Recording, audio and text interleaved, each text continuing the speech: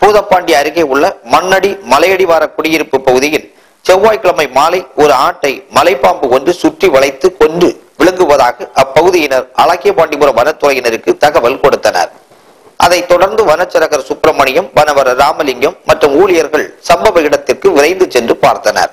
அப்போது அந்த மலைப்பாம்பு சுமார் 15 கிலோ எடையுள்ள ஆட்டை விழுங்கியபடி கிடந்ததை கண்டனர். அந்த ஆட்டின் கொம்பு பாம்பின் வயிற்றில் சிக்கி உள்ளே செல்லாததால் பாம்பு திணறியபடி நகர முடியாமல் கிடந்தது.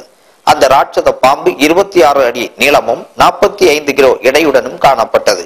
உடனே பொதுமக்கள் உதவியுடன் வனத்துறையினர் அந்த மலைப்பாம்பை தூக்கிய போது அது விழுங்கிய ஆட்டை கக்கிவிட்டது. இதன் பின்னர் அந்த மலைப்பாம்பை வனத்துறையினர் மீட்டு மாராமலையில் அடர்ந்த காட்டு பகுதியில் விட்டனர். இந்த பாம்பு 18 நாட்களுக்கு முன்பு இதே பகுதியில் 7 கிலோ எடையுள்ள ஒரு ஆட்டுக்குட்டியை விழுங்கியது.